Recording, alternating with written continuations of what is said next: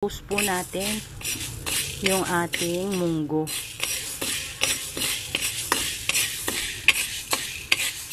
Pagkatapos natin i-toast yung ating munggo, ayan po, then dudurugin natin siya ng rolling pin. Ayan.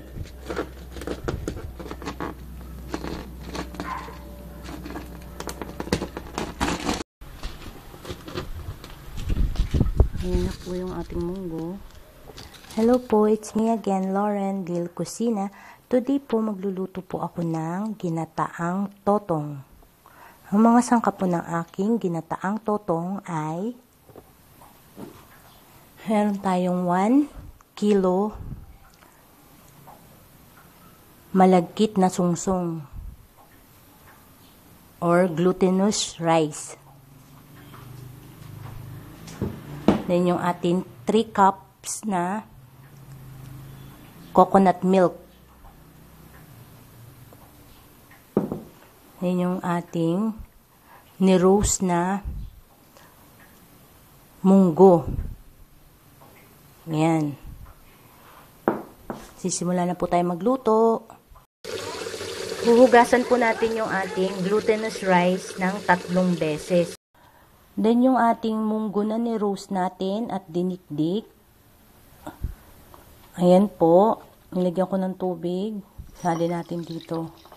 So, huhugasan po natin ang ating ni-roast na munggo.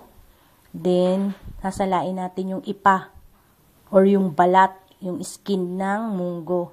Tatanggalin natin. Nahugasan na po natin yung munggo natin at nasala na rin po natin yung ipa. So, ito po yung munggo na ginamit natin.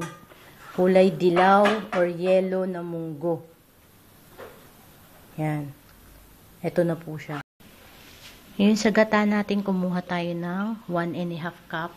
Separate po natin yan, pang toppings natin. Hahalo natin. Then yung ano natin, ginatutong, isasama na rin po natin ipakuluan. Then maglalagay tayo ng 5 cups na water. Ilagay na po natin yung water or tubig natin. So ayan po, pakukuluan po natin yan hanggang maluto po yung ating glutinous rice. Medyo kumukulo-kulo na po. Kailangan po medyo hahalu-haluin natin. Kasi pag hindi natin hinalo yan, maninikit po sa ilalim ng ating kaserola. Malapit na maluto yung ating ginataang totong. Wow, sarap. Ang bango. Bango na po. Yan na yan, nalagay na po natin yung 1/2 kilo na white sugar natin. Then, haluin nyo po mahigi para magpantay po yung lasa ng tamis ng ating ginataang totong. Yan na yan po, luto na yung ating ginataang totong. So, itatoppings natin tong sineparate natin na coconut milk sa ibabaw. Then, ayan po, inoff ko na po yung stove. Then, luto na po yung ating ginataang totong. Ita-transfer na lang po natin sa bowl. Ready to serve na po ang ating ginataang totong. Ready na po para sa ating merienda. Thank you for watching Lauren Lil Kusina. Thank you po. Ayan po, titikman po natin ang ating ginataang totong.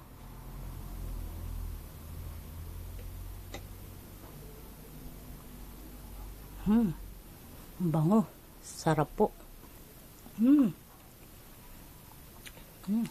Sarap.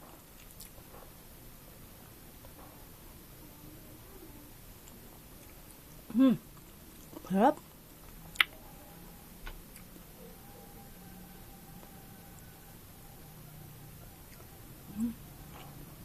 Sarap. Pwede rin lagyan siguro to ng mais. Mas masarap din. Ginataang mais naman yun. Next time, gagawa po tayo nun. Sarap. Lasang-lasa yung gata. Sarap.